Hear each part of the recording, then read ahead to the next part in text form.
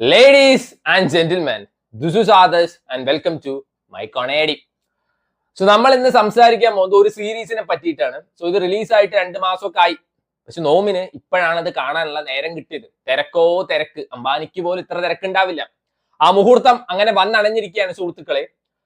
ചില സീരീസ് ഉണ്ട്, അതിന്റെ ഫസ്റ്റ് സീസൺ കണ്ടു കഴിഞ്ഞാൽ അപ്പൊ തന്നെ ചൂടോടെ നമുക്ക് സെക്കൻഡ് സീസൺ വേണം തോന്നും. അങ്ങനെയാണ് ഈ സീരീസ് കണ്ടപ്പോ എനിക്ക് തോന്നിയത്. I want the second season so badly, bro.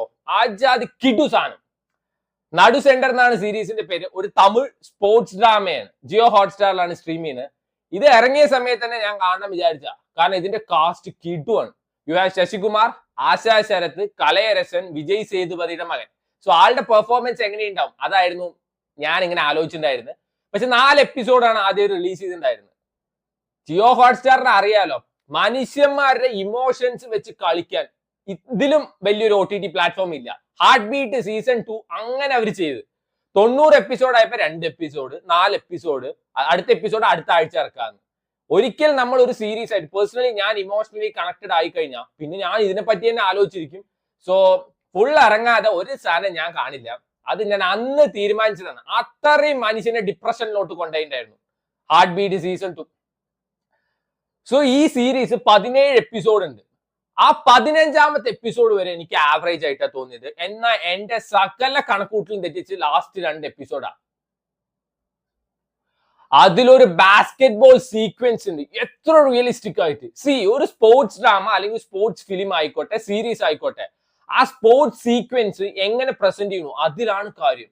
അത് കാണുമ്പോ കിട്ടിയൊരു ഹൈ ഉണ്ട് മോനെ, രോമാഞ്ചം സാധനം, പെട്ട സാധനം. ഈ സീരീസിന്റെ സോൾ ലൈഫ് എല്ലാം നമ്മുടെ PK പറഞ്ഞ ഒരു ചെറുക്കനുണ്ട്. ആളൊരു national level basket ball player ആണ്. ആള് 2 ലൈഫിന്റെ ഫേസ് കാണിക്കുന്നുണ്ട്. ഭയങ്കര ലക്ഷൂറിയസ് ആയിട്ടുള്ള ഒരു സ്കൂളിലാണ് ആള് പഠിച്ചിട്ടുണ്ടായിരുന്നത്. അവിടെ ആള് national level basket ball player ആയി. പിന്നീട് അവിടുന്ന് പുറത്താക്കുമ്പോ ഈ കള്ള്, കഞ്ചാവ്, കത്തിക്കുത്തൊക്കെ ഉള്ള ഒരു ഭയങ്കര ലോക്കലായിട്ട് സ്കൂളിലോട്ട് ആള് വന്ന് പെടുകയാണ്. പിന്നെ ഉണ്ടാവുന്ന പരിപാടിയൊക്കെയാണ് പറഞ്ഞു പോണത്. പിന്നെ ഇതിൽ കിടു പെർഫോമൻസ് ആയത് നമ്മുടെ വിജയ് സേതുപതിയുടെ മകൻ ചന്ദ്രു ക്യാരക്ടർ.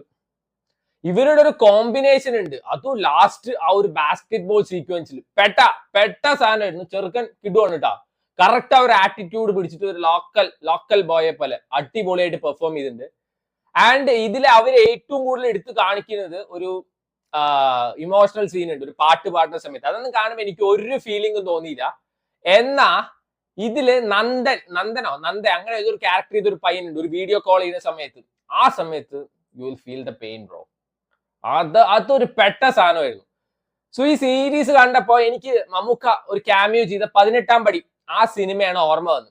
മറ്റേ CBSE വേഴ്സസ് സ്റ്റേറ്റ്, ആ ഒരു ഗവൺമെന്റ് സ്കൂൾ CBSE പിള്ളേർ തമ്മിലുള്ള ഫൈറ്റ്. ഈ സീരീസിന്റെ ഫസ്റ്റ് എപ്പിസോഡിൽ കിട്ടുന്ന ഒരു ഹൈ ഉണ്ട് മോനെ, 44 മിനിറ്റിന്റെ എപ്പിസോഡാണ്. അത് പെട്ട സാധനമായിരുന്നു. പറഞ്ഞാൽ ലിറ്ററലി ഇത് പെട്ട സാധനമായിരുന്നു. പക്ഷെ ഒരു പ്രശ്നം എന്താ തോന്നിയ വെച്ചാൽ, ആ ഒരു ലക്ഷൂറിയസ് ആയിട്ടുള്ള സ്കൂളിൽ പിള്ളേർ പോരാ. ഒക്കെ ആഞ്ഞ പിള്ളേർ. എന്നാൽ നമ്മുടെ 18ാം പടിയിലെ ചെറുക്കന്മാരുണ്ട്, പെട്ട സാധനമായിരുന്നു CBSE പിള്ളേരൊക്കെ. ആ ഒരു മിസ്സിങ് എനിക്ക് ഈ സീരീസിൽ തോന്നി. ഫസ്റ്റ് എപ്പിസോഡ് ഭയങ്കര ഹൈ ആയിട്ട് പിന്നെ AC-യുടെ വേവ് പോലെ ഇങ്ങനെ പോയി. എന്നാ 15ാമത്തെ എപ്പിസോഡിൽ ഒരു കയറ്റം ഉണ്ട് മോനെ, കിടും. അടുത്തത് എടുത്തു പറയേണ്ടത്, ഇതിലൊരു ഫ്രഞ്ച് ടീച്ചർ ഉണ്ട്, അഴകി, വേറെ ഒന്നും പറയാനില്ല, യജാതി ലുക്ക്. ആൾക്ക് ഒരു ഇമോഷണൽ ഫേസും ഉണ്ട്, അതേപോലെ തന്നെ ഭയങ്കര ജാളിയായിട്ടിരിക്കുന്ന ഒരു ഫേസും ഉണ്ട്. രണ്ടും ആൾ കിടുവായിട്ട് പെർഫോം ചെയ്തിട്ടുണ്ട്. ആ മറ്റേ ടീച്ചറും വേറെ സാറും തമ്മിലുള്ള കോമ്പിനേഷൻ സീൻസ് നൈസ് ആയിരുന്നു. പിന്നെ നമ്മുടെ ആശാ ശരത്താണ് ഇതിൽ VP.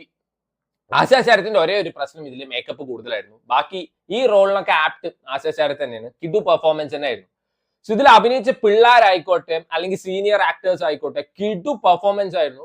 ഇതുകൊണ്ട് ഇതിന്റെ ഡയറക്ടർ തന്നെയാണ് തോന്നുന്നു. ലാസ്റ്റ് ഒരു ബാസ്കറ്റ് ബോൾ സീക്വൻസിൽ ഓപ്പോസിറ്റ് കളിക്കുന്നുണ്ടെന്നാണ് എനിക്ക് തോന്നുന്നത്. അങ്ങേരെ ഫോട്ടോ കണ്ടപ്പോ എനിക്ക് അങ്ങനെ തോന്നി. അങ്ങേര് വരെ കിടുവായിരുന്നു. കലയരസൻ ഉണ്ട്. ഞാൻ പറഞ്ഞില്ലേ, തമിഴില് എവിടെ ഡെഡ് ബോഡി വേണം അപ്പൊ കലയരസന്റെ അടുത്ത് പോകും. എന്നാൽ ഇതിൽ അണ്ണൻ ഡെഡ് ബോഡി ആയിട്ടില്ല. ലാസ്റ്റ് വന്നിട്ട് അങ്ങേരുടെ വക ഒരു കിടു പെർഫോമൻസ് ഉണ്ട്. അങ്ങേരുടെ അച്ഛനും അങ്ങേരും തമ്മിൽ തെറ്റാണ്. അങ്ങേരുടെ അച്ഛനാണ് ഇതിൽ മറ്റേ ഓപ്പോസിറ്റ് നിൽക്കുന്ന ബാസ്കറ്റ് ബോൾ ടീമിന്റെ കോച്ച്. അതൊക്കെ പെട്ട സാധനമായിരുന്നു. ഇത് കണ്ടു കഴിഞ്ഞാൽ ഭയങ്കര ഒരു കുറെ ഹൈ മൊമെന്റ്സ് കിട്ടും. ചില ഭാഗത്തൊക്കെ ലോ മൊമെന്റ്സും ആയി പോയിട്ടുണ്ട്.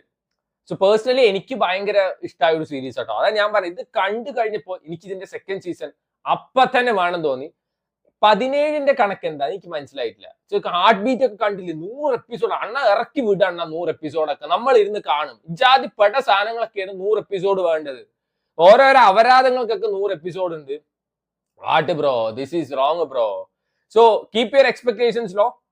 ഫ്രഷ് ആയിട്ട് പോയി കണ്ടു കഴിഞ്ഞാൽ എന്തായാലും വർക്ക് ആവുന്നതാണ് പേഴ്സണലി എനിക്ക് തോന്നിയത്. എനിക്ക് ഭയങ്കര ഇഷ്ടപ്പെട്ട ഒരു സീരീസ് ആണ്. നടുസെന്റ് ജിയോ ഹോട്ട്സ്റ്റാറിൽ അവൈലബിൾ.